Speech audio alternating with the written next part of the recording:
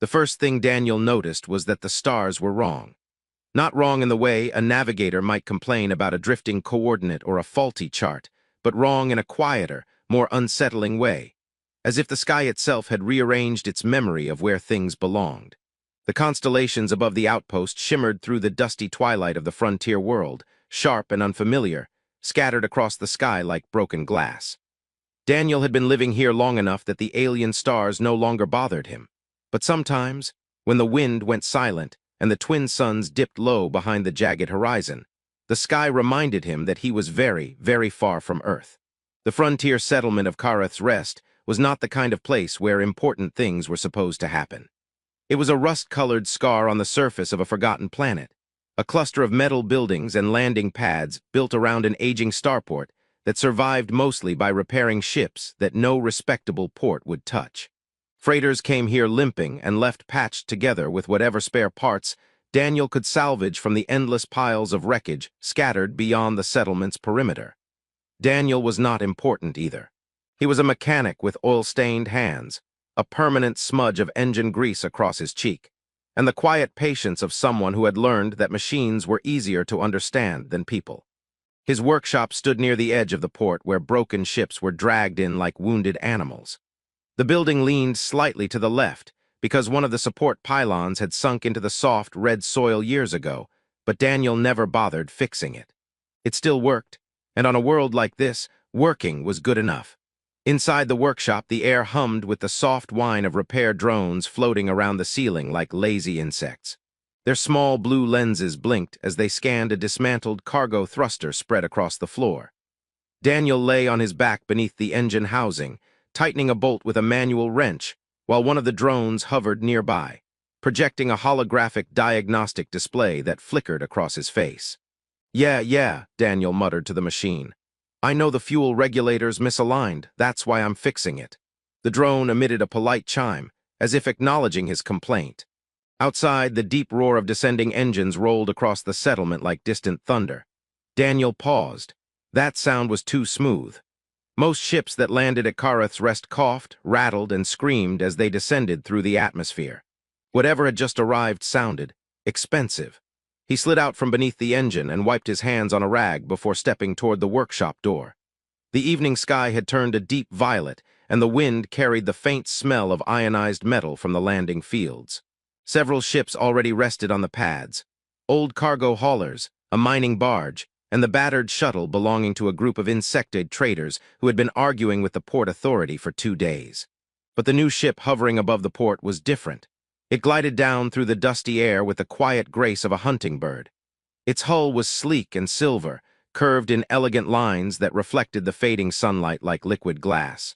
The engines glowed a soft blue rather than the harsh orange of most human designs. Daniel frowned. That thing definitely took a wrong turn, he murmured. Ships like that didn't visit places like this. Around the landing field, the settlement's usual chaos slowed as other residents noticed the arrival. A group of tall, pale-skinned traders from the Ellery Collective stood near the cargo cranes, their elongated ears twitching with visible curiosity. Their species was mostly humanoid, though their eyes shimmered faintly with gold rings around the pupils. One of them glanced at Daniel. "Human mechanic," the alien said in slightly accented galactic common. "You see vessel." Daniel shrugged, hard to miss. The Ellery trader tilted his head, studying the ship with growing unease. "That is warship design." Daniel blinked. "A warship," he repeated, "looks too pretty for that." The trader's expression didn't change. Elegant things can still kill. The ship settled onto the landing pad with barely a sound. For a moment, nothing happened. Then a ramp extended from the underside of the vessel with mechanical precision. Several figures stepped out. Even from a distance, Daniel could tell they weren't human. They moved with a kind of disciplined grace that reminded him of soldiers. Their armor gleamed a deep violet under the fading light, fitted close to their bodies in layered plates that seemed almost organic in design. Their helmets were sleek, leaving parts of their faces visible, faces that looked mostly human except for subtle differences. Their eyes glowed faintly. Their skin carried a soft, luminescent sheen, like moonlight reflected on water. And their ears were slightly longer and more tapered than any humans. The Ellery trader beside Daniel stiffened. "Velari," he whispered. Daniel scratched the back of his neck. Should I know who that is? The trader looked at him like he had just admitted he'd never heard of gravity. Velari Empire, the alien said slowly. Royal military caste. Daniel stared back at the soldiers now, spreading across the landing pad with precise efficiency. Well, he said after a moment, that explains the fancy ship. Several more Velari soldiers emerged from the vessel, scanning the port with sharp, alert movements. Their armor carried insignias that glowed faintly along the shoulders, symbols Daniel didn't recognize, but that clearly meant something important. One of the Ellery traders behind him whispered nervously, "Why Imperial warriors come to place like this?" Daniel didn't answer. He was wondering the same thing. The Velari soldiers were speaking quietly among themselves in a language that sounded like flowing metal, sharp melodic syllables that carried across the wind. Then one of them turned and looked directly at Daniel. The glowing alien eyes narrowed slightly. The soldier leaned toward another and murmured something. The second one glanced at Daniel as well. A moment later, both of them started walking in his direction. Daniel sighed. "Ah," he muttered under his breath, "that's probably not good." The Ellery trader beside him took 2 careful steps backward. "Human," the alien said softly, "they looking at you." Daniel noticed, and judging by the serious expressions on the soldiers' faces, they weren't coming over to ask for engine repairs. The 2 warriors stopped several meters away, their presence drawing nervous glances from everyone nearby. One of them spoke. "You are the human mechanic who lives near the outer scrap fields." It wasn't a question. Daniel blinked. "Well," he said slowly, "that depends." The soldier's glowing eyes narrowed again. "On what?" Daniel folded his arms casually. "On whether you're here to arrest me or hire me." For a long moment, neither alien responded. Then, unexpectedly, the second soldier made a quiet sound that might have been a suppressed laugh. The first one remained perfectly serious. "You will come with us." Daniel raised an eyebrow. "That wasn't one of the options I mentioned." The soldier stepped closer. "Someone important wishes to see you." Daniel glanced around the dusty port, half expecting someone to jump out and tell him this was a prank. "Important," he repeated. The alien nodded once. "Very." Daniel exhaled slowly. "All right," he said, brushing the last bit of grease from his hands. "But if this turns out to be about unpaid docking fees, I'm blaming the port authority." Behind the soldiers, the sleek warship loomed silently against the darkening sky. And far beyond the settlement, somewhere out in the endless red wasteland beyond the scrap fields, the wind carried the faint echo of something distant and broken lying in the sand, something wounded that had not yet been discovered. The Velari soldiers escorted Daniel across the landing field as if they were transporting something extremely valuable or extremely dangerous. Daniel wasn't sure which category he belonged to. Dust swirled around their boots as they walked, the faint violet glow of the soldiers' armor reflecting off the metal plating of the starport. Every pair of alien eyes in the settlement followed them. Traders paused mid-conversation, repair drones hovered in the air with confused whirring sounds, and even the loud insectoid merchants near the cargo cranes fell silent. Daniel leaned slightly toward the soldier walking beside him. "You know," he said quietly, "this is usually the part where someone tells me what I did." The soldier didn't look at him. "You did nothing." "That's reassuring," Daniel replied. "But it doesn't explain why heavily armed Imperial warriors are walking me across the port like I'm some kind of celebrity." The soldier finally glanced at him. "You are not a celebrity." Daniel nodded thoughtfully. "Good. Because I'd hate to disappoint my fans." Behind them, the second Velari soldier made that strange, quiet sound again, the one that was probably laughter. They reached the landing pad where the sleek warship waited. Up close, the ship was even more impressive. The surface of the hull flowed like polished metal shaped by water rather than machines. Thin lines of glowing circuitry ran along its sides, pulsing faintly like veins beneath skin. Daniel tilted his head upward. "All right," he admitted, "that's a beautiful ship." The soldier nearest him paused at the base of the ramp. "It is a royal vessel." Daniel blinked. "Royal," he repeated slowly. He scratched the back of his neck. "Okay. That makes this slightly more concerning." The 2 Velari warriors exchanged a brief glance. "Move," the first soldier said. Daniel stepped onto the ramp. Inside, the ship was quiet in a way that made the outside world feel crude by comparison. The interior corridor curved smoothly, illuminated by soft blue lights embedded into the walls. The air smelled faintly metallic, but also strangely clean, like fresh rain. A group of Velari crew members stood further inside the corridor. They were not wearing armor like the soldiers outside. Instead, they wore elegant uniforms trimmed with silver patterns that glowed faintly against the fabric. Their faces carried the same subtle alien features: luminescent skin, luminous eyes, and long, graceful ears. As Daniel entered, several of them turned to look at him. The reactions were immediate: confusion, curiosity. One of them whispered something in their language, clearly surprised. Another stared openly. Daniel raised a hand in a small wave. "Hello." The nearest crew member, a tall Velari woman with silver markings across her collar, looked completely baffled.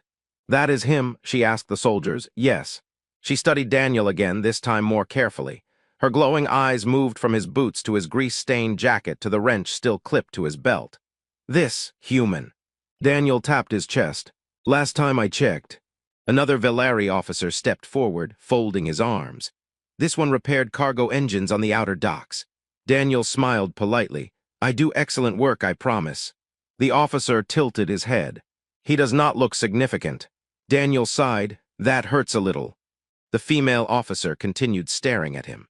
"You are aware that you are aboard a vessel belonging to the Velari Imperial House." Daniel nodded slowly. "I've been picking up on that. You should be nervous." Daniel considered that. "Well," he said after a moment, "I am slightly nervous, but mostly I'm curious." Several of the Velari crew exchanged glances again. The female officer frowned. "You are unusually calm." Daniel shrugged. "Ships explode less when I panic."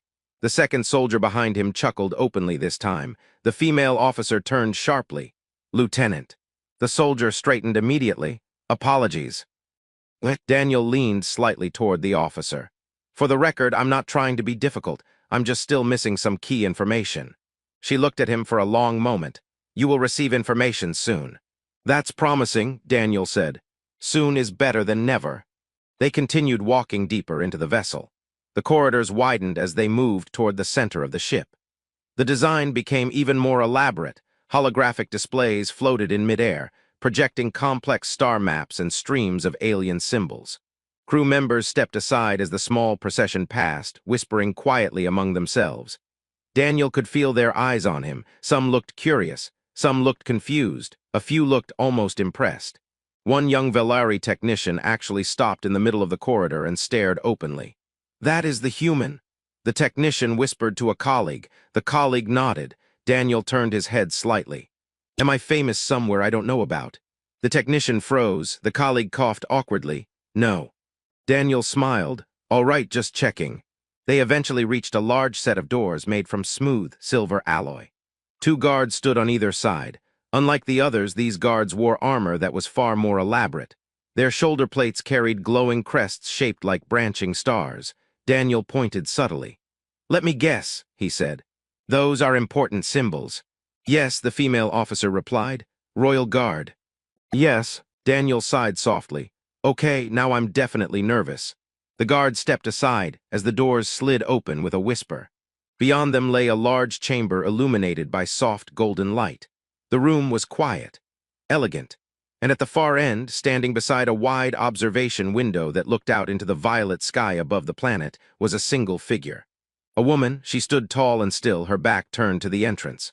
Her armor was unlike anything Daniel had seen before, sleek black plates edged with faint silver light, shaped perfectly to her body. A long cloak of dark fabric fell behind her shoulders. Her hair shimmered like liquid night under the lights, and even from across the room, Daniel could see the faint glow of her skin. One of the soldiers stepped forward slightly. "Commander," he said. The woman did not turn immediately. She remained facing the window for several quiet seconds. Daniel shifted his weight. "Well," he whispered under his breath, "this feels important." Finally, the woman moved. She turned slowly. The moment her glowing eyes met Daniel's, the entire room seemed to hold its breath. For a long moment, she simply stared at him. Her expression shifted through several emotions in the span of a few seconds: shock, disbelief, and something deeper that Daniel couldn't quite place. The soldiers behind him stood perfectly still. The Velari commander took a step forward, then another. Her gaze never left his face. Daniel frowned slightly. Have we met?" The woman stopped only a few feet away. Up close, Daniel could see the subtle differences that marked her as alien. the faint luminescent patterns along her cheekbones, the elegant curve of her long ears, the strange intensity in her glowing eyes. But there was something else there, too. Recognition, the commander spoke softly. You truly do not remember. Daniel blinked. I'm sorry, he said honestly. Should I? For a moment, the alien woman simply looked at him. Then something surprising happened. The powerful Veleri commander, the warrior that everyone on the ship seemed to treat with absolute respect, smiled. Not a cold military smile, a warm one, and for some reason that made the entire room feel even more tense. Years ago, she said quietly, on the edge of the red desert beyond this settlement, a human found a dying warrior in the sand. Daniel's brow slowly furrowed, and instead of leaving her there, her glowing eyes softened slightly. You shared your food. The memory hit him like a slow-moving comet. The desert, the wreckage, the wounded alien girl barely able to stand. Daniel's eyes widened slightly. Oh, he said. The Veleri officers behind him leaned forward in shock. The commander stepped one step closer. Yes, she said softly, and now the soldiers around them were staring not at her, but at him. The room remained completely silent as the memory slowly returned to Daniel like a distant signal finally breaking through static. The red desert, the wreckage burning in the distance. A young alien warrior barely able to stand. Daniel rubbed the back of his neck and exhaled quietly. Oh, he said again, softer this time. The Veleri commander studied his face carefully, as if measuring whether the recognition was genuine. It took you longer than I expected, she said. Daniel gave a small, apologetic shrug. In my defense, you were bleeding, half-conscious, and trying to stab me with a broken blade at the time. Several Veleri officers behind him exchanged startled looks. The commander's lips twitched slightly. Yes, she admitted, I remember that part. Daniel tilted his head. You also threatened to cut my arm off if I touched your armor. That was a reasonable concern. You passed out 5 seconds later. For a moment, the commander looked almost embarrassed. Then the room shifted again as the weight of the situation settled back in. The female officer from earlier stepped forward slowly, clearly struggling to understand what she was witnessing. Commander, you mean this human is the one who? Yes, the commander said calmly. The officer blinked. But that was during the Cathari War. The name rippled through the room like an electric current. Several crew members stiffened. Daniel frowned. That sounds important. The commander turned slightly, her voice carrying the quiet authority of someone used to commanding fleets. Very important. She looked back at Daniel. During that war, the Veleri Empire stood on the edge of collapse. Our enemies targeted our leadership, our cities, our fleets. Entire star systems burned. Daniel shifted uncomfortably. That sounds like a bad week. It was several years. She took another step closer to him. I was part of a forward assault force during one of the final campaigns. Our fleet was ambushed in orbit above this world. My strike craft was destroyed during the battle. Daniel nodded slowly. Right, I remember the crash site. You found me before my enemies did. The female officer stared at Daniel as if he had just been revealed to be some kind of myth. You saved the life of a Veleri royal heir. Daniel blinked. A what? The commander's glowing eyes held his. I am Princess Elira of the Veleri Imperial House. Silence, Daniel stared at her. Then he slowly looked around the room at the stunned officers and soldiers, then back at her. Oh, he said, another pause, then he sighed. Well, that explains the ship. Behind him, one of the younger Veleri crew members accidentally let out a startled laugh before quickly covering their mouth. The tension in the room cracked slightly, but the female officer still looked deeply unsettled. Commander, Princess, this is unprecedented. A royal heir cannot simply. Elira raised a hand gently, and the officer immediately fell silent. Her attention returned to Daniel. You fed me when I had nothing. She spoke the words slowly, carefully, as if they mattered more than any title. You carried me to shelter even though you did not know what I was. Daniel shifted his weight. You looked like someone who needed help. You risked angering an empire you did not understand. Daniel shrugged. Honestly, I just thought you were some soldier who got unlucky. Elira smiled faintly. I was. Her expression softened. But that small act changed the fate of my people. Several Veleri officers lowered their eyes respectfully. If I had died in that desert, she continued, the imperial succession would have fractured. Our enemies would have seized control of half the empire. Daniel stared at her. So you're saying giving you half my dinner saved a civilization? Yes, Daniel rubbed his forehead. That feels like a lot of responsibility for one sandwich. A quiet ripple of restrained laughter moved through the room, but Elira's gaze remained steady. There is something else you should know. The atmosphere shifted again. Daniel noticed the royal guards standing a little straighter. The officers looked suddenly tense. Elira stepped closer to him until only a few feet separated them. When I was recovering from my injuries, she said quietly, I watched you. Daniel blinked. That sounds slightly ominous. You spoke to machines as if they were stubborn animals. They usually are. You complained about the desert wind for 3 days. It gets everywhere. And when I asked why you helped me, you said something I did not understand at the time. Daniel frowned, trying to remember. What did I say? Elira's glowing eyes softened. You said, because leaving someone to die when you can help, that's just not who we are. Daniel looked down at the floor for a moment. Sounds like something I'd say. Elira inhaled slowly. In Velari culture, a life debt is sacred. The officers in the room straightened immediately. Daniel glanced around nervously. That sounds serious. It is. Elira's voice softened further. For years I fought in the war believing I might never see you again, but I made a promise to myself. Daniel raised an eyebrow. That's rarely good news for me. The princess smiled. If I survived the war, if the empire endured, I would return to the human who saved my life. The female officer looked like she had just realized where this conversation was going. Princess. But Elira continued. And I would stand beside him. She stepped even closer, not as a stranger. Daniel blinked again. Okay, now I'm nervous. Elira's voice became very calm, but as his wife. The room exploded into stunned silence. Several officers stared as if the laws of physics had just broken. One of the younger crew members whispered, horrified and fascinated at the same time. She said it. The female officer stepped forward urgently. Princess, the Imperial Council will never. They will, Elira said firmly. Her glowing eyes turned toward the assembled Velari officers. Because the man you see standing here saved the future of our empire when he had no reason to do so. No one spoke. Then she turned back to Daniel. The tension in the room suddenly felt very personal. Daniel rubbed the back of his neck again. So, he said slowly, hypothetically speaking, if someone wasn't prepared to become part of an interstellar royal marriage. Elira tilted her head slightly. Are you refusing me?